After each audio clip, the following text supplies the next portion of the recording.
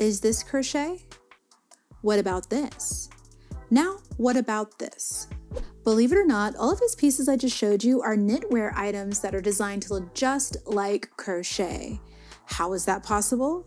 Because of the knitting machine, of course.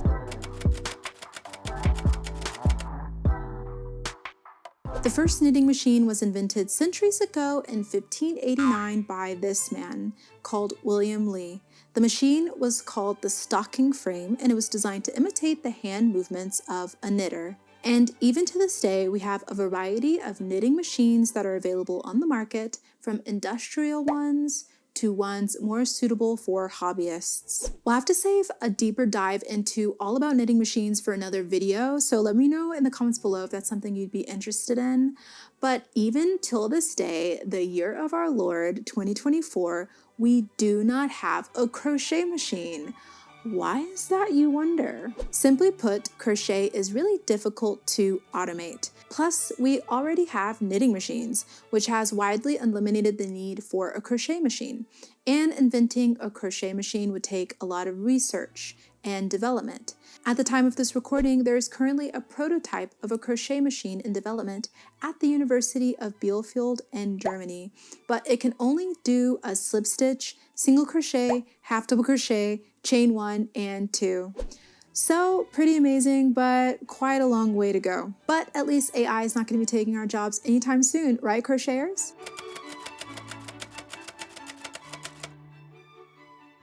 And if you're new to crochet or knitting, or you don't at all, you might be wondering, well, what is the difference? Knitting uses 2 needles, and the stitches are interlocking loops that create a V shape. Because of this, knitted garments tend to typically have more stretch than crochet, although it does depend on the stitches and the fabric, of course.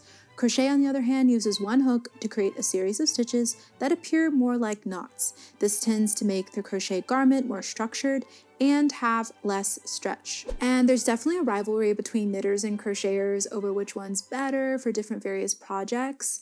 I personally think there's pros and cons to both, and it really just depends on your personal vision for what it is that you're creating. But I'll leave you all to discuss your personal opinions in the comments below. I know I definitely would love to hear them. So everything you see that is crocheted today in the world is currently made by hand.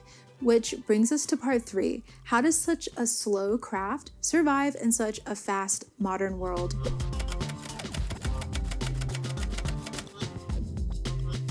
We live in a world where the trends go as quickly as they came, but fast fashion and microtrends didn't just pop up overnight. It's actually a result of a shift in the fashion industry that started in the late 20th century. With globalization on the rise and consumer demand ready for trendy, affordable clothes at an all-time high, brands like Zara, H&M, and Forever 21 figured out how to churn out new styles quickly and cheaply. And then that's where brands in the 21st century like Shein and Temu came in and said, hold my beer. But here's the kicker. They were able to do this by outsourcing production to countries with cheaper labor costs. Sweatshops became the backbone of fast fashion, where workers are often underpaid and work in terrible conditions. This exploitation is what keeps those $5 tops and $10 dresses rolling in. And when it comes to crochet, fast fashion takes a particularly nasty turn because crochet, at least authentically, can't be replicated by machines. Anything that you see that claims to be crochet and was made by a machine is likely to be made with a warp knitting machine, where the knitting machine creates the weft threads of the textile while knitting the background. Then it manipulates the garter bar to add warp threads to the fabric, and this creates vertical lines on the purl side of the knitting, and the combination of all of these things gives it a more crochet-like looking effect. And there are also some different mesh stitches that you can create with knitting machines. So there are certain machines that make things that look similar to crochet, but it's certainly not going to make anything that looks like this, or like this, or certainly not like this. So any real crochet that you see that is fast fashion is almost certainly, unfortunately, made by underpaid workers in exploitative conditions with very little regard for the artisans behind the scenes. And I want to clarify that I'm not sharing this information to shame anyone who shops fast fashion. Trust me, I know how expensive ethically made products can be, and they're often out of my budget too. But there are some amazing brands out there though who are on a mission to make ethical fashion more accessible. Let me know if you'd be interested in a video about that. My aim here is to spread awareness and foster a positive, productive space where we can all learn from each other. As a crocheter who also loves fashion and textile art, I'm committed to gathering the facts and continuing to learn just like many of you. Knowledge is truly power, and the more that we know as consumers, the better equipped we are to make conscious choices that align with the kind of world that we all want to live in. Meanwhile, over the last few years, especially during lockdowns and Corona, we saw such a massive uptick of new crocheters in the crochet community around the world. As many people were looking for a way to get away from the screens and create something with their hands, slow craft like handmade crochet really started to gain popularity. Crocheting your own garments stands in exact contrast to fast fashion. It's all about sustainability, ethical production, and creating something with your own hands with care and intention.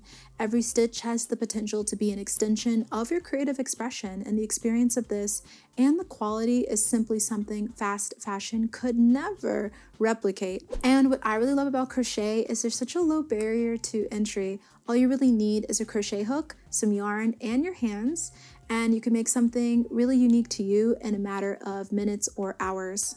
And when you choose slow fashion like handmade crochet garments over fast fashion, you also support artisans or are yourself taking part in a beautiful tradition that's been passed down through the ages. A great way to avoid buying fast fashion is to create your own ethically made clothes by crocheting.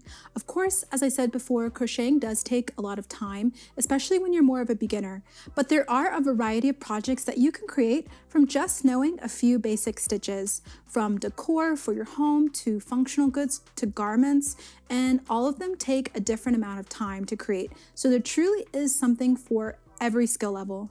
If you're looking to learn to crochet, you can check out my guidebook, Explorations Through Crochet the Basics, down below, where I share everything you need to know about crochet all in one place, as well as 3 beginner-friendly projects.